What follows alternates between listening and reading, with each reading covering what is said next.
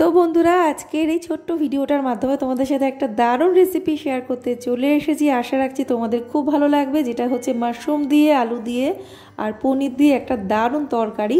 তোমরা অবশ্যই ট্রাই করো। তার আগে রেসিপিটা এক্ষুনি দেখে নাও। আর এটা কিন্তু আমার হাজব্যান্ড বানিয়েছিল, তোমাদের বলেছিলাম যে রেসিপিটা আমি আলাদা করে শেয়ার করব। তো সবার আগে দেখো পনিরগুলোকে ভেজে এরকমভাবে তুলে নিতে হবে, এরকমভাবে ফ্রাই করতে হবে। পনিরগুলো ভেজে তুলে নেওয়ার পরে তারপরে মাশরুমগুলোকে এইভাবে ভেজে নিতে হবে। আর মাশরুমটা ভাজার সময় এর মধ্যে কিছু জিনিস দিতে হবে, যার মধ্যে আছে একটু হলুদ দিতে হবে, একটু লবণ আর একটু লঙ্কার গুঁড়ো আর সামান্য পরিমাণে একটু হিং দিয়ে মাশরুমগুলোকে ভালো করে ভেজে নিতে হবে।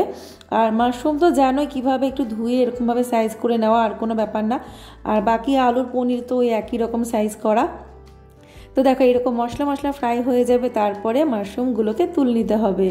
তো আজকের রেসিপিটা একটু ইউনিক আছে, তো সেজন্যই তোমাদের সাথে শেয়ার করছি। তো আশা করছি তোমাদের খুব ভালো লাগবে, অবশ্যই তোমরা ট্রাই করো। আর এটা টেস্ট করার পরেই কিন্তু তোমাদের বলছি। তো দেখো এরকমভাবে ভেজে নেওয়ার পরে কড়াইয়ের তেলের মধ্যে এবারে আমি দিয়ে দেবো ফোড়ন। তো এর মধ্যে দিতে হবে গোটা গরম মশলা, তেজপাতা একটু ফোড়ন দিতে হবে, আর তার সাথে একটু শুকনো লঙ্কা, কাঁচা লঙ্কা দুটোই। তো আর আবারও বলছি, রান্নাটা কিন্তু আমি বানাইনি, মানে রান্নাটা আমি করিনি, আমার হাজব্যান্ড করেছে।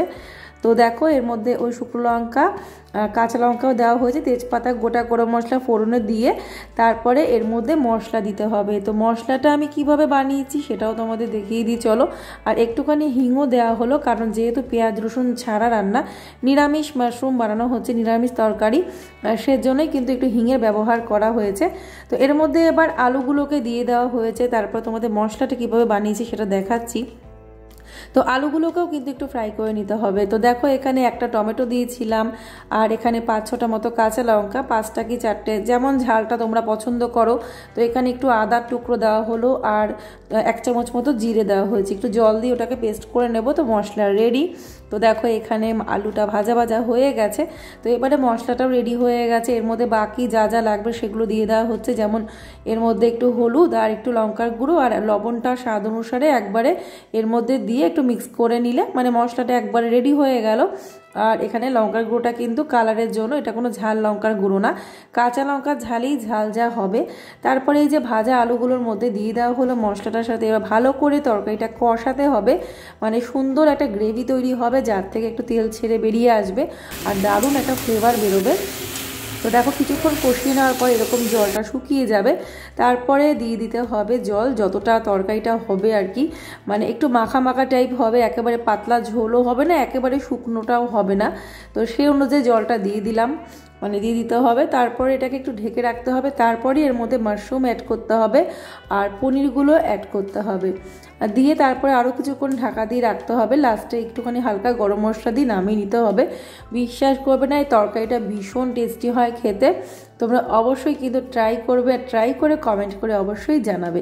তো দেখো এবারে মাশরুমগুলো এর মধ্যে দিয়ে দেওয়া হলো, আর তারপরে পনিরগুলোও দিয়ে দেওয়া হবে।